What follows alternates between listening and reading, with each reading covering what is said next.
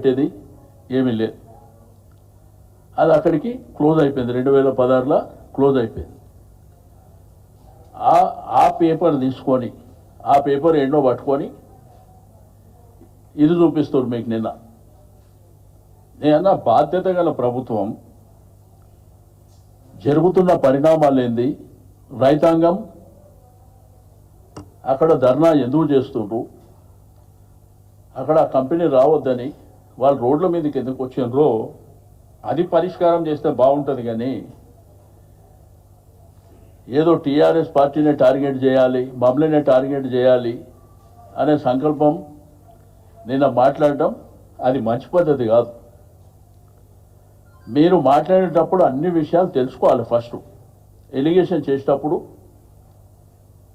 మీరు అన్ని విషయాలు తెలుసుకొని మీరు విమర్శ చేస్తే బాగుంటుంది. ఏది తెలియకుండా ministry of environments and forest government of India permissions ఇచ్చేది గవర్నమెంట్ ఆఫ్ ఇండియా, అది కూడా తెలియకుండా రాష్ట్ర ప్రభుత్వం ఏదో చేసిందని చెప్పి నేనేదో దాంట్లో క్యాబినెట్లో ఉన్నా అని చెప్పి గట్లా మాట్లాడుతున్నారు. ఇది మంచి పద్ధతి కాదు. మీరు అందుకే ప్రజలలో అబాస్ పాలవుతున్నారు. ప్రతి దాంట్లో కూడా మీరు అనవసరంగా పనికిరాని విషయాలు మాట్లాడి తెలియని విషయాలు మాట్లాడి అబాస్ పాలు కావద్దు అని చెప్పి నేను ఈ సందర్భంగా తెలియజేస్తున్నా. ఇదంతా కూడా చెప్పే అవసరం లేదు.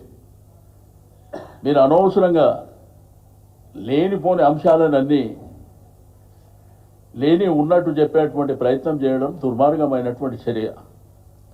రైతులు ఇబ్బంది పడుతున్నారు, వాళ్ళకి న్యాయం చేయండి. రైతులు ఎందుకు ఇబ్బంది పడుతున్నారు, ఎందుకు రోడ్ల మీదకి వస్తున్నారు, వాళ్ళకి న్యాయం చేయండి.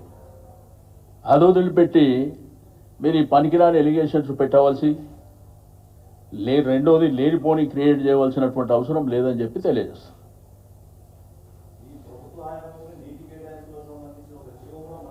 నేనేమంటే దాని డెప్త్కి వెళ్తే నేను అప్పుడు ఆ కన్సల్ట్ మినిస్టర్ కాదు. ఒకటి నేను డెప్త్కి వెళ్తే చాలా సబ్జెక్టు చెప్తా.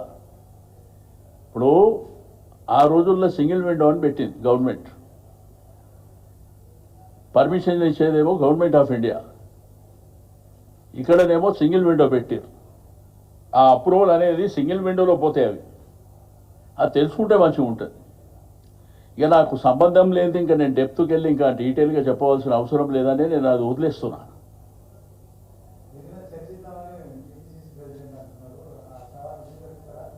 100% సవాల్ ఏమంటున్నా, నేడుకంటే ఆడికి ఎక్కడంటే అక్కడ.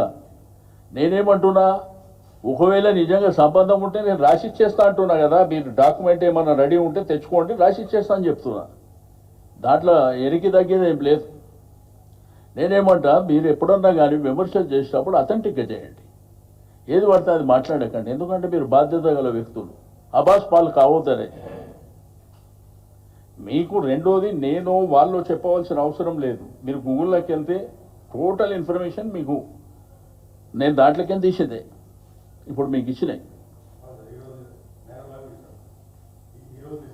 అదే అన్నా, నేను తీసిన దాంట్లోకే చెప్తున్నా. ఇదే పెద్ద సీక్రెట్ కాదు, దాపరికం కాదు, దాచుకునేది కాదు. క్లియర్గా దీంట్లో చూడండి. వాళ్ళు ఎప్పుడు జాయిన్ అయ్యారు, ఎప్పుడు రాజీనామా చేసి పక్కనే ఉన్నది. దాని పక్కనే అది వర్కౌట్ కాదని చెప్పి తప్పకుండా అప్పుడే. ఇది ఇప్పుడు కాదు, 8 సంవత్సరాల క్రితం. ఇప్పుడు లేటెస్ట్గా జరుగుతున్న డెవలప్మెంట్ గురించి చెప్పమంటే ఈ పనికిరాని అంశాలన్నీ తీసుకొస్తారు. అది ఇక ఉంటుంది కదా బాస్. రాజకీయాలలో ఏం చేస్తాం. ఇవాళ